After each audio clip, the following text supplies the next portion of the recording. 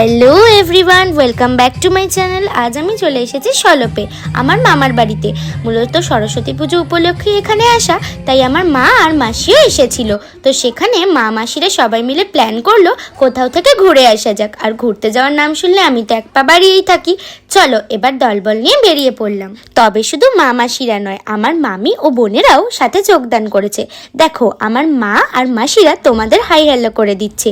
এবার আস্তে আস্তে আমরা রোডের দিকে চলে এলাম। আমরা তো দুজনে বাইকেই ছিলাম, তাই মায়েরা রোডে এসে টোটো ঠিক করে নিচ্ছিল। তাই মায়েরা যতক্ষণ না টোটো ঠিক করছে, আমরা মায়েদের জন্য অপেক্ষা করছিলাম। অনেকক্ষণ ধরে দাঁড়িয়ে দাঁড়িয়ে তবে একটা টোটো ঠিক হলো। ওরা দেখো বেরিয়ে পড়লো। এবার চলো পিছনে পিছনে আমরাও যাই। আর দেরি না করে আমরাও যাত্রা শুরু করে দিলাম আমাদের আজকের গন্তব্যের দিকে। দেখো বন্ধুরা, আমরা এখন সলপ হাই রোডে। হ্যাঁ, আমরা আমাদের আজকের ডেস্টিনেশনে প্রায় পৌঁছে গেছি। আমরা আজ চলে এসেছি হাওড়া পাকুড়িয়া সালাসার ধাম বা বালাজি মন্দিরে। চলতি কথায় বা লোকমুখে এটাকে সলপ হাই রোডের বিখ্যাত হনুমান মন্দির বলে চিনে থাকবে। দেরি না করে চলো এবার মন্দিরের ভিতরে প্রবেশ করা যাক। মন্দিরের ভিতর ঢুকতেই দেখি বিশাল বড় বড় অক্ষরে লেখা আছে, এখানে আপনার জুতো খুলুন। তাই আমাদের জুতোগুলো খুলে এবার ধীরে ধীরে মন্দিরের ভিতরে যাওয়ার রাস্তায় চলে এলাম। প্রায় বিশাল এক জায়গা জুড়ে তৈরি হয়েছে এই হনুমান মন্দির। এই হনুমান মন্দিরটি রাজস্থানের চুরু ডিস্ট্রিক্টের সালাসার শহরে অবস্থিত টেম্পলের অনুকরণে তৈরি হয়েছে, যেটি হলো রাজস্থানের খুব প্রাচীন ও বিখ্যাত মন্দিরগুলির মধ্যে অন্যতম। দেখো মন্দিরে ওঠার জন্য ছিল দীর্ঘ সিঁড়ি। চলো চলো এবার তাড়াতাড়ি সিঁড়ি দিয়ে উঠে পড়ি। এই হনুমান মন্দিরটির প্রায় সব অংশটি তৈরি হয়েছে মূলত রাজস্থানী পাথরে। এই মন্দিরের প্রধান দেবতা হলো হনুমান, যেটির মূর্তি অবিকল রাজস্থানের সালাসার ধামের মূর্তির মতোই। এছাড়াও রয়েছে রাম, লক্ষ্মণ, সীতা, গণেশ এবং রাধাকৃষ্ণ ঠাকুরের মূর্তি।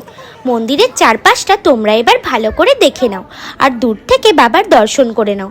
ভিতরে তো ফোন অ্যালাউ ছিল না, তাই তোমাদের সামনে থেকে বাবার দর্শন করাতে পারলাম না। দেখো বন্ধুরা, মন্দিরটার প্রতিটা কাজই ছিল খুবই অসাধারণ। এবার আমরা মন্দিরের ভিতরে গিয়ে বাবার দর্শন করে বাবার টিপ নিয়ে চলে এলাম। সত্যি মন্দিরটা দেখে আমাদের দারুণ লাগলো। চলো এবার একটু মন্দিরের গেটের কাছে যাই, যদি তোমরা একটু বাবাকে দেখতে পাও। আমি এভাবে জুম আউট করে কতটা দেখাতে পারছি জানি না, তোমাদের এইভাবেই দেখে নিতে হবে, কিছু করার নেই।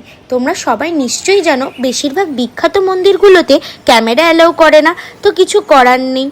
যাই হোক, এবার মন ভরে বাবাকে প্রণাম করে নি। জয় শ্রীরাম, জয় হনুমান, জয় জয় হনুমান কি জয়। অতনু এবার হনুমানজিকে একটু প্রণাম করে নিল। এবার নিচে চলে এসে আমরা গণেশ ও রাধাকৃষ্ণের মন্দিরেও ঘুরে আসলাম, কিন্তু সেই সেম প্রবলেম, ক্যামেরা অ্যালাউ না থাকায় সেটাও তোমাদের দেখাতে পারলাম না। এবার মন্দিরের এক্সিটের দিকে যেতে থাকলাম। দেখো এখানে সবাই হনুমানজির কাছে মানত করে নারকেল বেঁধে দিয়ে গেছে, আর এই স্থানে হনুমানজির ধুনোও জ্বালানো হয়। এবার বাইরের দিকে যেতে গিয়ে দেখলাম বাদিকে একটা নিরামিষ হোটেলও আছে, যেখানে তোমরা নিরামিষ প্রায় সব আইটেমই পেয়ে যাবে। এবার মন্দিরের বাইরে বেরিয়ে এসে দেখলাম বাবার ভোগ বিতরণের জন্য প্রায় রেডি হয়ে গেছে, তাই ঝটপট লাইনে দাঁড়িয়ে বাবার খিচুড়ি প্রসাদ নিয়ে নিলাম। স্বাদটা দারুণ। খাওয়া দাওয়া সেরে এবার মামার বাড়ির দিকে যেতে থাকলাম। সেই বাড়ি আসতে আসতে প্রায় সন্ধেই হয়ে গেল। দুপুর থেকে এতটাই ঘুরতে ব্যস্ত ছিলাম যে তোমাদের মামার বাড়ির সরস্বতী মাকে দেখাতেই একদম ভুলে গেছি। এবার তোমরা একটু সরস্বতী মাকে দেখে নাও। জয় মা সরস্বতী। এখন থেকেই দেখো সবাই প্রায় রেডিই হয়ে গেছে নাচার জন্য। এবার ড্রেস চেঞ্জ করে আসতে না আসতেই দেখি নাচ শুরু হয়ে গেছে। আমার ছোট দাদু আর পাড়ার এক মাসি কিরকম নাচছে দেখো।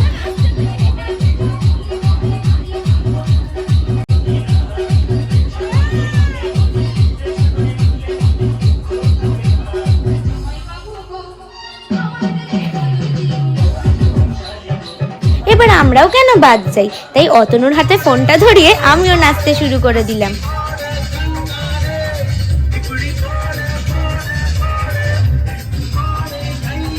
তোমরাও এবার একটু আমাদের নাচ দেখে এনজয় করো।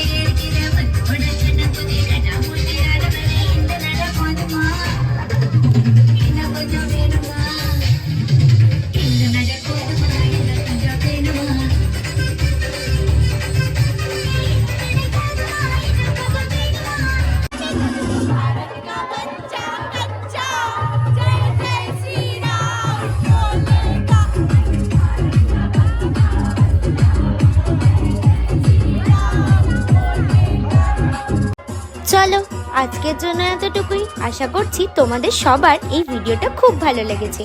তোমরা সবাই please like, comment, share and subscribe করো। দেখা হচ্ছে আবার নেক্সট ভিডিওতে।